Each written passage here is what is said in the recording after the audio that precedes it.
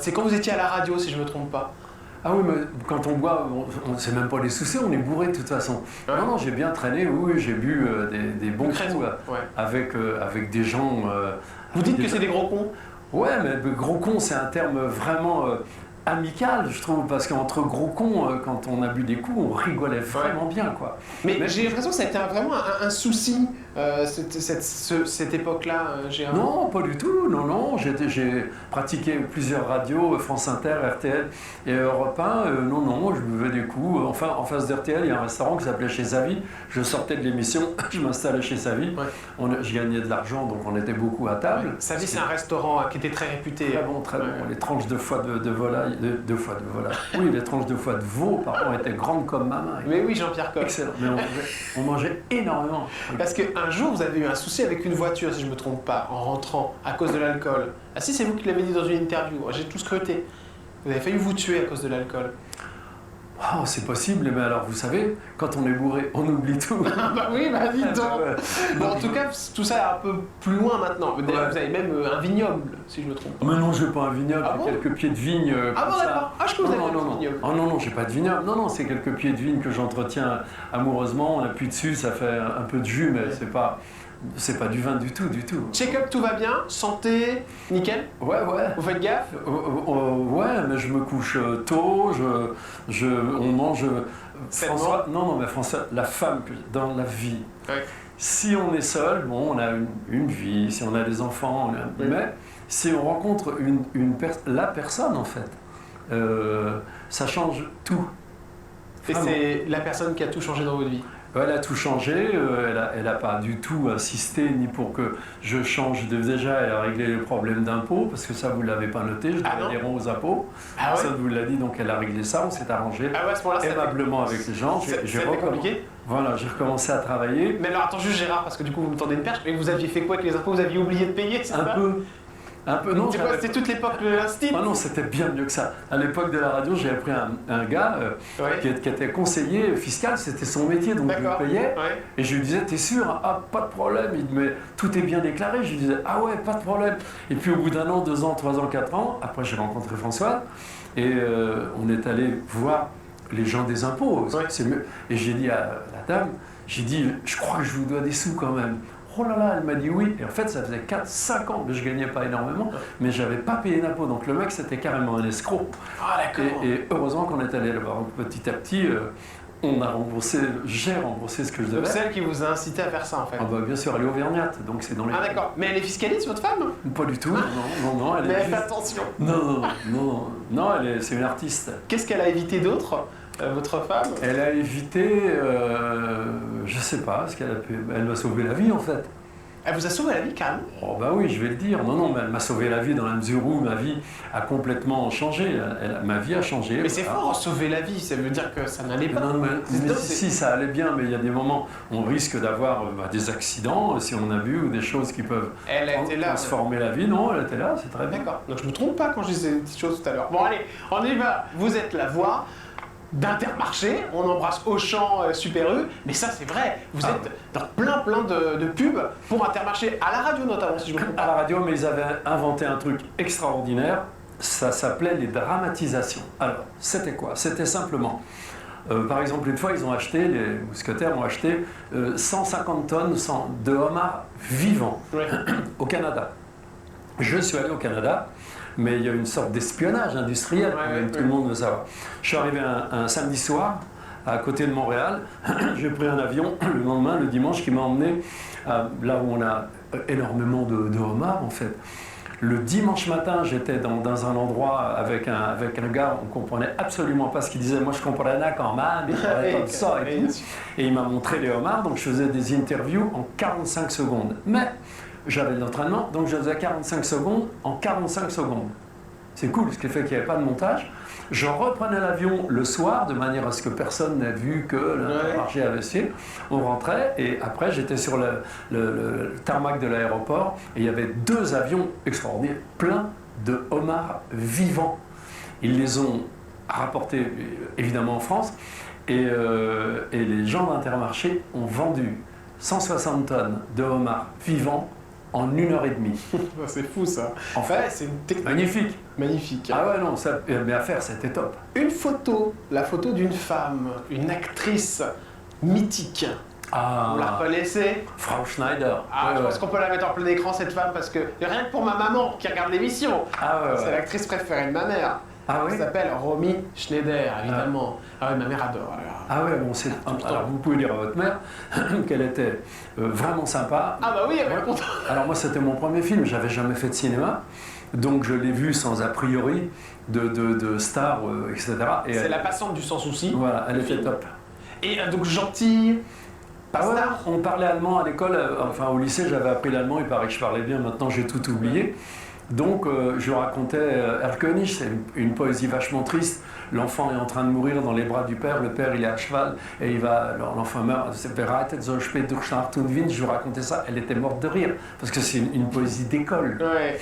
Et après, c'est vrai en plus pour agacer Jacques Rouffio et Michel Piccoli, à table, on leur disait tous les deux, on leur disait mais de toute façon, c'était des intellectuels quand même, de toute façon il y a un truc là, il y a un mot, moi je disais à Michel au grand, je lui disais, il y a un mot tu ne peux pas le traduire en français. Hein, Frau Schneider. Alors elle leur disait, ouais, bien sûr, c'est Sehnsucht. Et en fait, Sehnsucht, Zen c'est un peu l'âme, Suchen c'est chercher, c'est la quête de quelque chose. Et on ne peut pas le traduire en français. Donc on les emmerdait pendant des heures, on buvait des coups. Elle était bonne joueuse. Ah ouais, mais Romy je les Schneider. fais rire, donc ça va. Romy Schneider. Et vous avez eu le César du meilleur second rôle masculin, notamment. Enfin, vous avez été nommé, pardon. J'ai été nommé. Pour ce film. Gérard Klein, l'instit, je devrais dire Victor Novak. Et alors ça vous colle à la peau parce que évidemment, ça va être encore une pluie de compliments. Mais comme vous n'avez pas bougé, vous n'avez pas trop bougé. Ouais, bon, quand même. Du coup, les gens vous reconnaissent dans la rue. Donc je pense que vous devez vous faire arrêter souvent, vous. Hein. Ouais, très souvent. Ben ça m'étonne pas. Et alors ça me surprend, je leur dis, mais attendez, je suis vieux et tout. Ah non, on vous reconnaît, ou alors, oh non, on te reconnaît et tout. Je trouve ça vraiment touchant, je trouve ça, c'est vachement agréable en fait. L'instit, c'est 10 ans. Et vous allez y mettre fin du jour au lendemain. Pour quelle raison, Gérard? Même 12 ans. Mais en fait, j'ai commencé, j'avais 50 ans, je m'en suis rendu compte après, d'ailleurs, j'avais 50 ans, 92.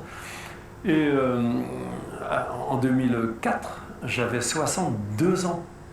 Donc c'est beaucoup quand même. Je trouve après, je trouve ça malhonnête dans ma tête de me dire le mec il a 62 ans, il fait encore le jeune Ouais. sur sa moto. Ah, vous vouliez plus faire le jeune, c'est ça?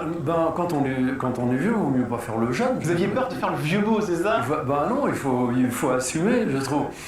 Non, et puis 12 ans, c'est beaucoup quand même. Ouais. C'est surtout, toutes les vacances scolaires, je ne vais pas me plaindre, et les vacances scolaires des filles, on n'est pas là. Ouais. Puisqu'on tourne. Oui, c'est clair. Moi, je me suis fait l'hôtel Mercure à Angoulême, 2 mois d'été, 2 mois d'été, 2 mois d'été. Je le connais par cœur, la moquette, les femmes de ménage et tout. Sans vous Non, plus. Ouais. Ah bah, c'est pas ça, c'est que Angoulême, c'est vraiment bien. C'était dur à tourner, cette Non. série? Non. Non, j'apprenais mes leçons, je me couchais bateau, évidemment, et j'apprenais mes mots, mes textes. Il y avait beaucoup d'enfants. Ça, c'est dur à gérer. Maintenant, aujourd'hui, c'est encore pire. Avec Pas du tout. Non, mais la DAS, tout ça, est-ce que ce sont tous des mineurs, je Oui, crois? oui, mais enfin, les gens de la DAS sont intelligents, ils savent très bien qu'on ne va pas faire travailler un enfant 15 heures par jour. Non, ce qui était intéressant, c'est il y avait 1 ou 2 comédiens enfants, donc choisis par la mise en scène. Et puis dans la classe, il y avait 10, 15 enfants du pays qui étaient là, qui avaient été déjà choisis. Et alors moi, ce qui m'amusait, le réalisateur, je regardais et je disais... celui-là et la petite gamine qui est là, parce qu'il y avait des répliques en plus parfois, donc il y avait un enfant avec lequel on pouvait parler un peu plus, Ouais. et je me suis jamais trompé en fait, c'est instinctif, et les gens, la nature des gens sort. À 9 ans, 8 ans, on voit déjà vraiment si la gamine ou le garçon va être communicant. Ah oui, bien sûr, ouais, Ouais. on sent ça. Cher... On sent tout chez les gens, et les questions pièges, on les sent arriver. Ah non, pas du tout. Ah non, Gérard, là. Est-ce que vous regrettez d'être parti de la série, sincèrement? Est-ce que vous avez eu un regret après? Non, pas du tout. Pas du tout. Non. Regardez la photo qui arrive, ça va vous plaire ça. Vous Oh. reconnaissez Scar? Oh là là. Regardez, on peut vous la mettre en plein écran, cette photo incroyable, qui a été faite il n'y a pas très longtemps d'ailleurs, avec des enfants à côté. Cher Gérard, vous tournez une série d'émissions qui s'appelle Va savoir, où vous apprenez aux enfants certaines choses. Vous les promenez dans un bus, si je ne me trompe pas. Voilà, que je regardais quand j'étais petit, j'adorais ça. C'était sur la 5e, une autre époque, mais ça marche. Alors ça, on en a fait 500 et ça a vraiment marché. Jean-Marie Cavada. Jean-Marie avait donc la 5e, il m'a demandé ce que je voulais faire à la télé, si je voulais faire de la télé. J'ai dit, écoute, j'ai eu une idée, voilà, c'était un peu le symétrique de l'Institut, qui est une fiction avec des enfants qui jouent des rôles, etc. J'ai dit, mais pourquoi on ne prend pas des vrais enfants pardon, pour les emmener voir des vraies personnes, des artisans, ce qu'on appelle les gens. Ouais. Et j'avais proposé ça à des chaînes de télé qui m'avaient envoyé sur les roses, parce que je leur disais, je voudrais aller voir des gens. Mais qui me disaient, quoi? Des gens, je ne sais pas comment dire autrement. Et ça lui faisait, j'ai dit, mais ça ne vous intéresse pas les gens? Et donc c'est Jean-Marie qui m'a appelé et qui m'a dit, qu'est-ce que tu ferais? J'ai dit, voilà, je ferais ça.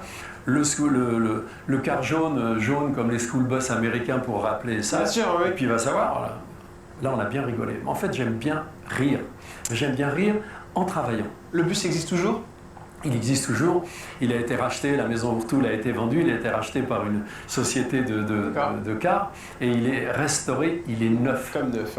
Et dernière question sur François Bayrou, parce qu'il vous a remis les palmes académiques, c'est ça? Pour la bien sûr. C'est un copain, François Bayrou? Non, pas du tout, mais c'est lui qui m'a appelé. Et en même temps, il a remis les palmes académiques à une vraie institutrice donc, qui travaillait dans des quartiers difficiles. D'accord. Et donc, et en plus, il m'a dit, alors vous me parlez de l'Institut. Et lui, quand je suis arrivé dans son bureau au ministère et tout, il m'a dit, oh là là, je vous écoutais avec mon père quand on chargeait le maïs. Avec son père, qui était paysan. Ah ouais. La politique, elle est venue vous chercher à un moment ou pas du tout? Non, pas du Jamais. tout. Ah non, pas du tout. Les questions cash avec Gérard Klein, c'est maintenant sur C8. Oh, la tête. Quand on s'appelle Gérard Klein, combien on touchait par épisode de l'Instit? Je touchais suffisamment pour nourrir ma famille. C'était fou ou c'était vraiment correct? Non, pas du tout. C'était un salaire normal de comédien qui avait un rôle important, c'est le rôle principal. Mais c'est vrai que c'est depuis le début, je le dis, c'est ma femme, c'est Françoise qui gère. Parce que si je n'avais pas eu cette personne dans ma vie, j'aurais plus de sous. Ah oui, c'est vrai à ce moment-là. Mais vous faites n'importe quoi avec les sous, j'ai l'impression. Ouais. Oui, voilà, bah oui. Et c'est bizarre quand même. Et oui, on a des enfants, on a des filles qui sont, j'espère, moins, non pas frivoles, mais... j'ai vu en coulisses, elle a l'air sérieuse. Hein, la Mélie, ouais. Elle est médecin, elle est médecin. Ouais, j'ai pas. Non, elle est sérieuse. Ouais. Mais alors, c'est quoi le souci avec les sous? C'est-à-dire que quand vous avez des sous, vous le dépensez? Alors, j'étais à RTL par exemple, je gagnais beaucoup d'argent et on était tous les midis chez sa vie en face, 1, 2, 3, 4, 5, tout le monde, venez les gars. Et évidemment, je payais, c'était rigolo. Pour tout le monde? Ouais. Mais Gérard, on peut pas payer pour tout le monde comme ça tout le temps. C'est ce que j'ai fait, si. Mais pendant combien de temps vous avez fait ça? Pendant deux bonnes années. 2 bonnes années? Mais c'était ça qu'après j'étais raide. Bah oui, c'est des additions de combien ça? 500-600 euros? Mais c'était rigolo, c'était assez marrant. Oh bah oui, c'est très drôle, oui. Pour les autres, c'est génial. Pour les autres. Et votre femme, oh mon Dieu. Non, je regrette pas. Non, mais elle est arrivée après. D'accord. Et alors là, tout est rentré dans l'ordre. Tout est rentré dans l'ordre. Combien vous touchez aujourd'hui, Gérard Klein, en toute honnêteté, parce qu'on le sait que ça fait beaucoup parler en ce moment, de retraite? Est-ce que c'est une belle retraite, sincèrement? Non, c'est une retraite normale, mais encore une fois, c'est Françoise qui gère. D'accord, non mais c'est une retraite de 2000 euros à peu près? Oh oui, je sais pas, non, je préfère ne pas parler d'argent. D'accord. La question qu'on vous pose à chaque fois qu'on vous reconnaît, Gérard. Alors, là, vous allez bien rigoler. Les acteurs, en général, ou les actrices, il y a quand même un ego surdimensionné. Bien sûr. Moi, je suis vachement content qu'on parle de moi, j'adore qu'on parle de moi. Mais... C'est bien de le dire, c'est honnête. Oui, non, je suis honnête. Quand il s'agit de l'Institut, évidemment, tout le monde ne me parle en gros que de l'Institut. La première réflexion des gens, l'acteur s'est dit, ils vont me dire, putain, vous êtes formidable, Gérard. Alors là, dans l'Institut, vous êtes... Les mecs, ils me disent, elle est où la moto? C'est drôle, ça. Ah ouais. Donc ça calme. Ouais, ça calme direct. Mais vraiment, elle est où la moto? Alors j'explique, ben non, elle n'était pas moi, elle appartient à BMW. Ah bon, mais alors c'était quoi ma moto? En fait, les épisodes, les mecs ils s'en foutent. Je trouve ça extra. Le jour où vous avez eu la grosse tête, Gérard, est-ce que c'est arrivé? Et alors non, et ben, la vérité toujours, la vérité. J'étais à France Inter il y a très longtemps, et il y avait Nicoletta qui commençait à chanter. Oui, ma vie, c'est un manège. Elle était extra. Elle venait dans l'émission souvent. Je faisais des émissions de radio complètement ouvertes. Chaque Ouais, comédien, quand il avait envie de venir, il y avait Georges Garvarens qui faisait les musiques de Charles Aznavour, c'était son beau-frère. Et Aznavour qui venait souvent. Et puis un jour, il était là, il me dit, oh, je vais te dire un truc. T'es en train de prendre la grosse tête. Je lui dis, vous croyez? Aznavour vous a dit ça? Ouais. Oh, Vous croyez? Incroyable. Alors, il me dit, ouais, méfie-toi. Et depuis ce jour-là, je le vois toujours me dire ça. Ah, c'est marrant ça. Ouais. Mais est-ce que vous savez pourquoi Charles Aznavour vous a dit que vous preniez la grosse tête? Eh ben parce que sûrement, peut-être, je devais me la péter un petit peu. Incroyable. Et donc du coup, il vous a calmé. Ah, ça m'a désamorcé pour le restant de mes jours. Ça, c'est Je incroyable. le vois comme histoire. toujours. Genre, il était au piano, moi j'étais